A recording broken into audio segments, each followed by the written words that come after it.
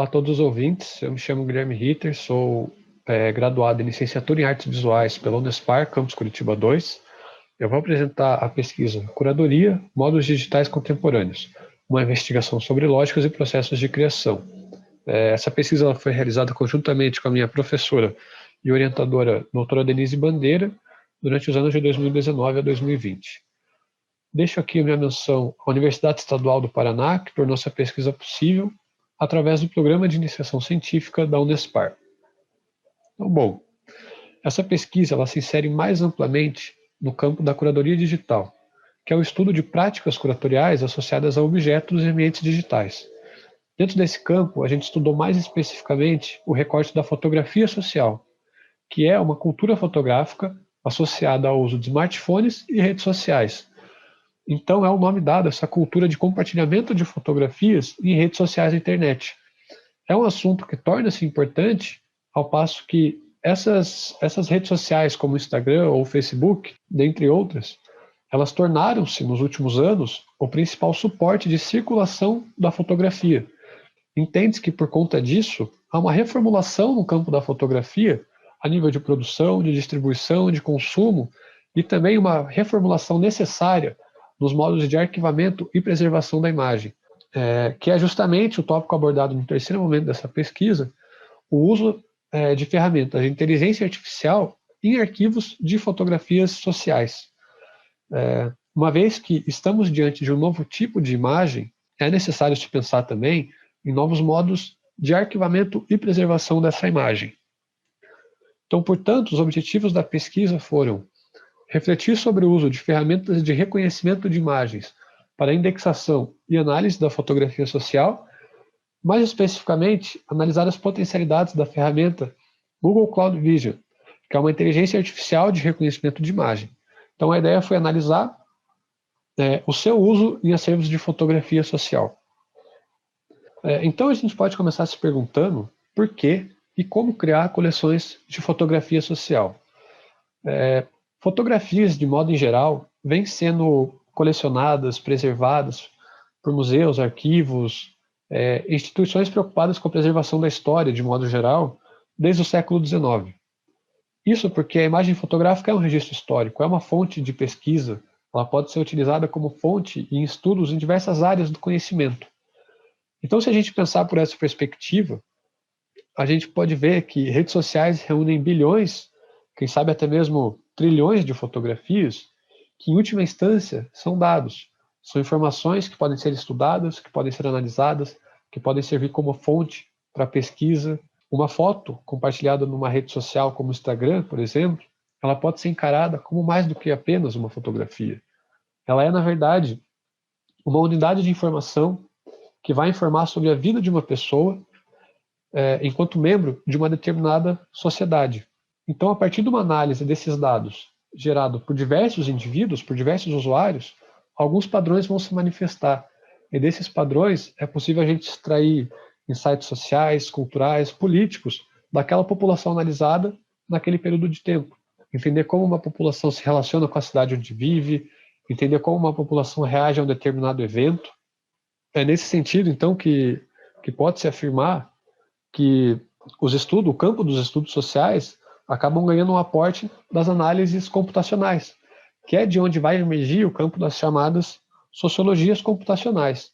E nessa linha, são diversos os estudos que valem-se da análise de grandes conjuntos de fotografias coletadas em redes sociais para extrair seus resultados. Bom, então, baseado nesses estudos do campo da sociologia computacional, a gente criou uma metodologia através da qual a gente fosse capaz de entender como que diferentes pontos turísticos da cidade de Curitiba são retratados no Instagram, mas ao mesmo tempo pudesse avaliar o aporte que a ferramenta Google Cloud Vision poderia nos oferecer nessa análise. Então, a nossa metodologia ela se divide em 3 etapas. A primeira etapa é uma etapa de coleção, onde foram selecionadas as 20 fotografias mais recentes publicadas no Instagram, localizadas no Jardim Botânico e localizadas no Museu Oscar Niemeyer. Então, é uma amostra reduzida que conta aí com 40 fotografias. Na etapa de leitura, no segundo momento, essas imagens foram submetidas à leitura da ferramenta Google Cloud Vision. E o que essa ferramenta faz? Ela descreve a imagem através de rótulos. Ela gera uma série de rótulos que se relacionam com a imagem. Já então, na etapa de classificação, esses rótulos gerados pela ferramenta foram classificados em diferentes categorias, para a gente ver então qual categoria ia reunir mais rótulos em cada uma das localidades. Então, somente para exemplificar isso rapidamente, aqui na parte de cima é a interface do aplicativo, onde a gente tem do lado esquerdo uma fotografia que foi submetida à análise, e do lado direito os rótulos que essa ferramenta sugeriu como descritivos para aquela imagem.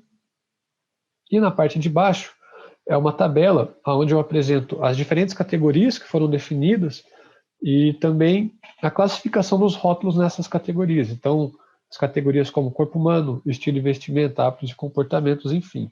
A ideia era que cada uma dessas categorias iriam receber uma pontuação com base no número de rótulos que reuniram, e assim a gente pudesse extrair os nossos resultados, que é justamente o que eu trago aqui nesses gráficos. Esses gráficos eles mostram a recorrência das categorias definidas em cada um dos conjuntos de imagens. E a partir de uma análise desses gráficos, a gente já consegue chegar a algumas conclusões interessantes. Primeiramente, que em ambas as localidades, a categoria natureza foi a categoria mais dominante. Tanto no Museu Oscar Niemeyer quanto no Jardim Botânico, a categoria que conseguiu reunir mais rótulos foi a categoria natureza. Parece bastante adequado no caso do Jardim Botânico, que é um parque famoso pelas suas paisagens naturais, mas no caso do Museu Oscar Niemeyer, parece inadequado, uma vez que a maioria das fotos tiradas nesse local retratavam a arquitetura do lugar, e muito pouco, praticamente nada de natureza aparecia. E o que isso quer dizer?